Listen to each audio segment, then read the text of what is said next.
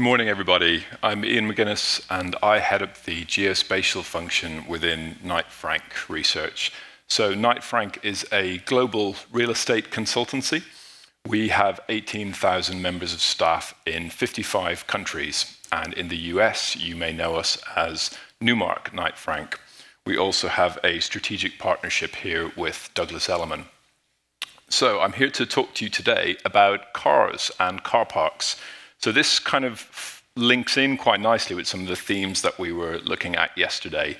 The movement of people into cities, development pressures, and the use of data in defining these needs, sustainability very broadly, and a specific link to human behaviors, human perceptions.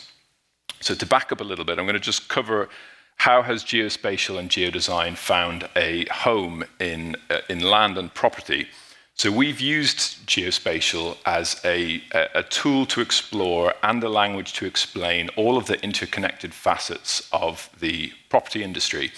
And we use it to understand the movement of wealth and capital from a global scale right down to neighborhood level, where we use it to understand how all of our different property agency teams, who are covering different thematic submarkets, are all sharing the same physical space. So it allows us to arrive at informed conclusions about those spaces and how all of those intersections can be articulated. We also use geospatial to bring new insight and new understanding to bear in ways that it's just not possible using any other type of approach. This type of information is what you would traditionally associate with a real estate consultancy. This is London, and in the centre you can see the glowing core of prime central London, where the residential property market peaks at around £8,000 per square foot. So it's we call it the rich person's playground. But having products like this has helped our agency teams rethink the way that they approach their markets. So if you imagine a set product type with fixed construction costs, and you move it around this map, it will succeed or fail based on its location. And that concept has now taken hold in our different agency teams as to how they visualize their markets. The other thing to say about this is that this shows the price per square foot values, which is really only the manifestation of all of the considerations that have led to that market valuation. So we see this as the what, and geodesign lets us go further upstream to understand the why. So we have built all sorts of data sets and methods around big data to help us see into property market opportunities and constraints. This one in particular is quite relevant to this project, so I'm just going to give a very brief introduction to this. This is the Land Registry National Spatial Dataset. The Land Registry in the UK safeguards property ownership, freehold and leasehold, and they secure £7 trillion worth of land and property in the UK.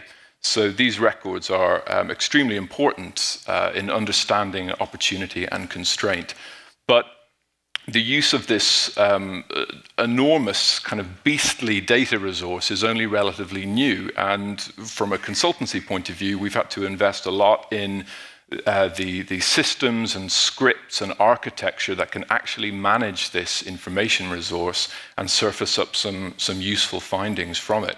You can see here that we use it to understand density by relating it to Ordnance Survey building curtilage data to look at site efficiency. And we also use it in assessing 3D development potential in ways that were very similar to what we looked at yesterday. We've used this data resource to build up ownership portfolios for a huge range of institutional clients and organizations and asset holders. This particular map shows every part of the public sector that owns land within Greater London. So that's central government agencies, local authorities, and arm's length agencies as well. Now, it's quite surprising, but this single picture did not exist before we created it, because the way that the public sector works is that each department will be responsible for their own assets, their own portfolio. So this was the first time that we had a single big picture view on what was the holistic land ownership picture like in the UK. Now, this brought us to the attention of the UK's housing ministry, who needed just such a product in order to make sense of opportunities and to work out what levers they could pull to accelerate housing delivery in the UK. To give you a bit of a background as to the priorities for the Housing Ministry, for all the reasons that we've covered yesterday, the development pressures in the UK are really quite significant, and the Housing Ministry has a target to deliver 300,000 units per annum. Anything less than that leads to all the problems that we talked about yesterday about artificially high prices, bottlenecks, chokeholds around our cities. We really do need to deliver in order to match the demand to avoid the continuation of the affordability crisis that we have right now in the UK. So the Housing Ministry wanted to know, of all its government stakeholders, where could it actually secure sites through the government estate? So the Housing Ministry goes to other government departments and says, please can we have your surplus land? These are the stakeholders who were feeding into that process before this particular project. Now, these organizations all behaved as any organization would. They said, well, this is our operational land. We need this. You know, we'll give you maybe 3 sites a year. This was clearly far less than what the Housing Ministry needed to actually deliver to stimulate this market. And they didn't have a big picture. So you can see how the information that we had developed helped inform that. But outside of this need, there are all sorts of changes in how we conceive of cities and the spaces within them that also bore on the Housing Ministry's decisions around how they would proceed with this analysis. So in the UK, we have a number of policies that have just been put in place around electric vehicles. We know that by the end of next year, the London ultra-low emissions zone will be extended out to the outer orbital route, meaning that if you own a petrol car in London at the end of next year, it will cost you £12 to take that car off your driveway. So that's a really big motivator for people to look at their behaviors and to think about how they commute and whether they actually need a car. The other piece of research informing their thinking on this was the ONS National Travel Attitude Survey, which suggests that 75% of people in the UK now believe that we should be reducing personal car ownership as a result of environmental concerns. So these are really big changes in how we're thinking about car use.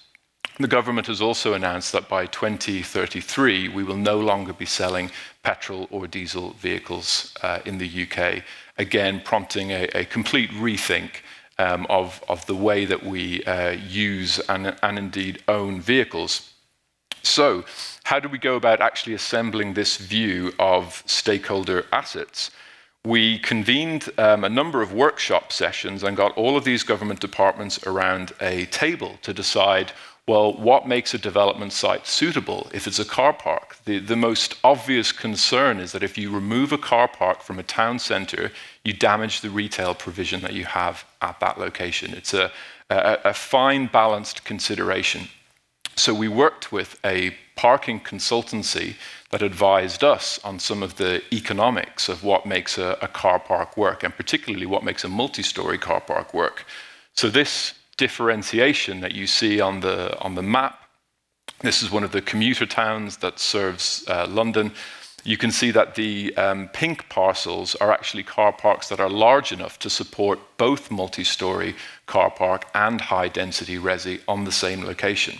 You can also see that each of these car parks is about a 5 to 10 minute walk from Southend Victoria Station, which serves London on the commuter line. So the opportunity to provide high-density housing at these locations is quite significant. We can also see across the government estate, and we can see where there are redundancies in provision at the same location. Same way as we started off doing this exercise with our own agency teams, we're now doing it across government departments and local authorities. They did not have the ability to see into each other's portfolios. In the workshop session, we also helped to iterate all of our findings through a web application that we built. We introduced as many different government property data sets into that as we could, including a central government database called EPIMS, which shows where every government department has a lease, and also a database that has recently been released by Homes England called Land Hub, which is showing where there are surplus government land. Land Hub is particularly exciting because Homes England has delivered that as an API, and we can drop it straight into this web application. They're also using Esri technology, so it makes the whole process really seamless. And by reflecting this back to our Housing Ministry stakeholder, we're also able to highlight good practice within Homes England in developing these kind of spatial data resources that can be very easily shared around industry.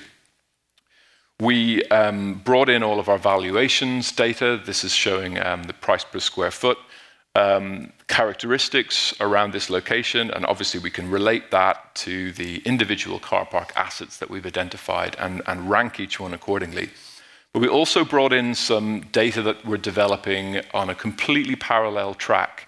So this is information that we have prepared for the Prince's Foundation Trust on what provides the baseline community infrastructure that you need to deliver sustainability at a given location. So we're trying to get housing developer clients of ours away from this idea that you must go outside a town centre to find land that's suitable, that you need a blank canvas to actually deliver something that's sustainable. We're saying we need to completely rethink that.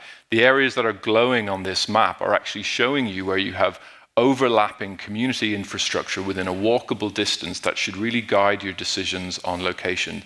And you can see there the intersections between the car parks edged in white and those areas where you have all of that pre-packaged community infrastructure.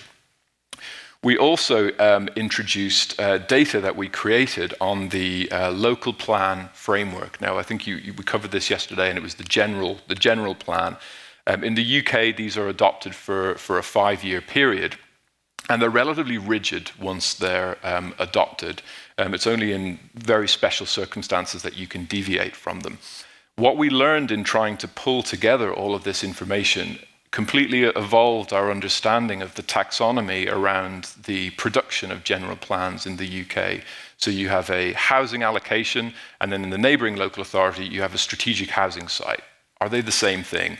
Well, you have to dig around in an appendix to find an exact definition.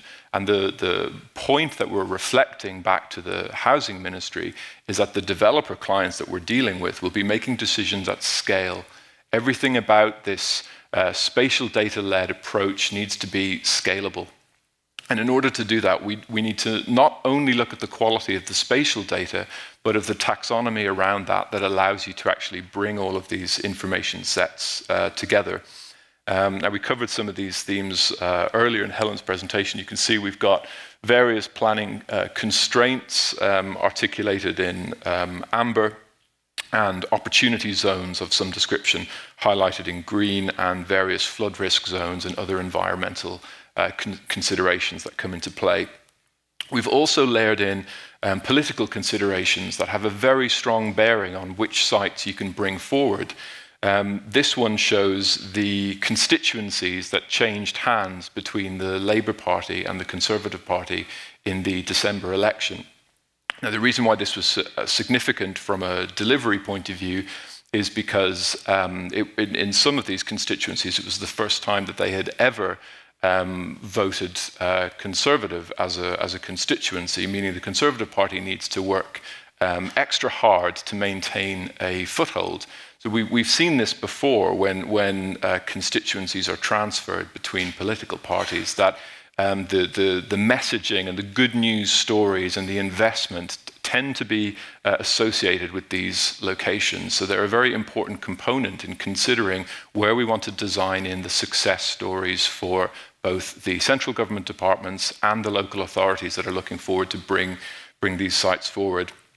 The other new tool that forms part of the government approach to development is the housing delivery test. I don't know if you have a similar concept in the US, but those local authorities that are not delivering their share of that 300,000 unit target per annum are now essentially being placed in special measures if they're not bringing forward enough sites. In the last fortnight, we've just had the first release of which local authorities are judged to be failing by those criteria. And what that means is in those particular local authorities, the planning teams themselves don't have so much of a say going forward as to what gets built. If it's considered sustainable development, it will be pushed through. It's completely unprecedented that we've had that kind of a situation and that kind of a regime put in place, but it gives you a sense of the urgency around delivery on housing. So how do we make sense of the opportunity at a very granular level? We looked at using machine learning techniques that are present within ArcGIS Pro to really get down to a very granular level with this type of data.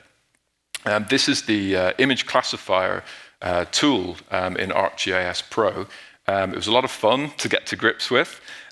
We were able to rasterize aerial images such that we could introduce some training shapes. You can see them there. We can identify what's a car park, what's a car, what's a shadow, what's a building. And then we can let it have a go at actually automatically classifying those features. Now, the need for this is pretty self-evident when you consider how many government car parks we uncovered. The previous Department for Transport estimate in 2014 suggested about 14,000 car parks, and our study identified 36,000. So many of these car parks have literally been lost down the back of the sofa. These are car parks tied in with local authorities, with government arm's length agencies, and with central government departments that they can't necessarily see through the same tools and at the same scale. So the need to make sense of the opportunity within those at scale absolutely necessitates that we use some kind of machine learning driven approach. And here is one of the prototype attempts to classify the cars. Now, we don't see nice, neat shapes when we look at that as geo-practitioners. But what we're more interested in from a design point of view is the percentage difference when we then actually manually count each of those cars. What we were very pleasantly surprised by, as you can see here, a test case where there's a 1% difference between the area used by cars and essentially the empty space within the car park. So the big picture view that we're able to generate with this analysis shows that by fine-tuning all of those criteria that the stakeholder group were deciding on, how close does it need to be to transport? Is it serving primary retail or secondary retail or no retail at all? We have balanced those criteria at this 15% mark, which takes a slice of about 4,000 of those 36,000 car parks and says on the criteria that the stakeholder group was able to iterate through multiple versions of this research, we were able to arrive at this figure of 4,000 representing 15%. Now, the location of these, you can see on the map, is acutely correlated with areas of chronic unaffordability in the UK. And not only that, but we can say that they tick all the boxes on the basis of their location. Is there prepackaged community infrastructure? Do they have a walkable distance to a station that actually connects you with somewhere that you need to work? We have determined, using the government's own brownfield density guidelines, that you could accommodate more than 100,000 units just on this 15%. So that's a third of the total target sitting on brownfield land right now that, as I said earlier, each of the government departments are saying, well, it's operational land, but actually when you take a big picture view, you can see all of the redundancies that exist in those assumptions.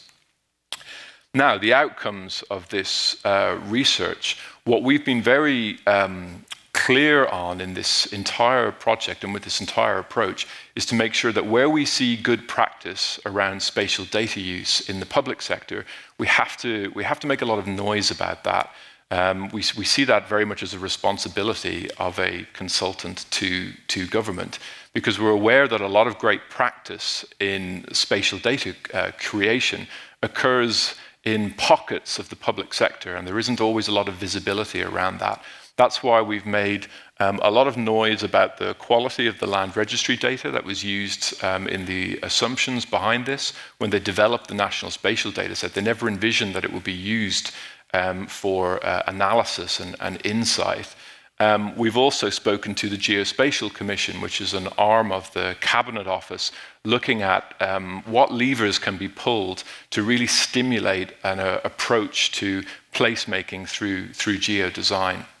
What we were able to say to them was about the potential value of the investment in the Land Registry data.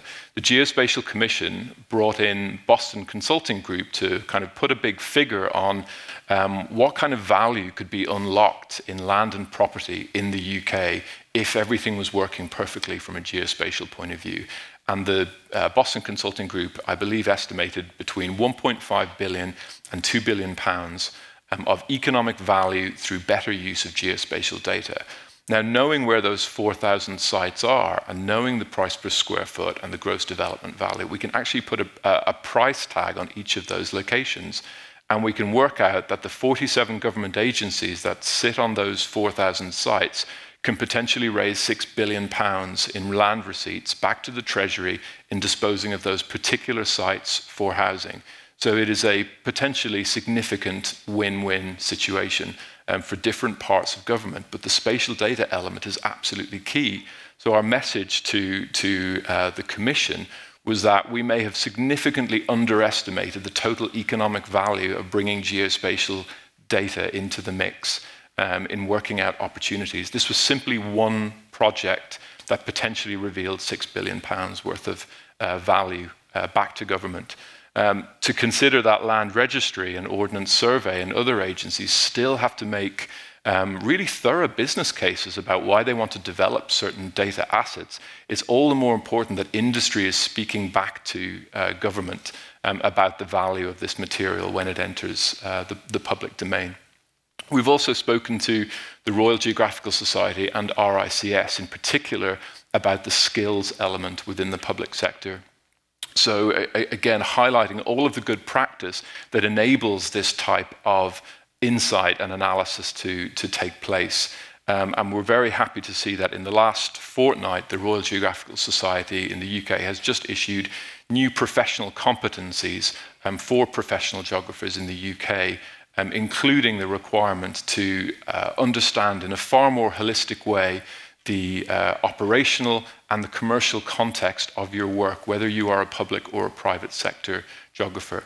And we're really excited about what that means. That means we're stepping back from a situation where geographers are just solving problems within their own organizations. They're actively being encouraged now to look beyond the bounds of their own immediate mandate and look at ways to collaborate out in industry. And we hope that some of the lessons coming out of this type of investigation will help evolve that narrative going forward.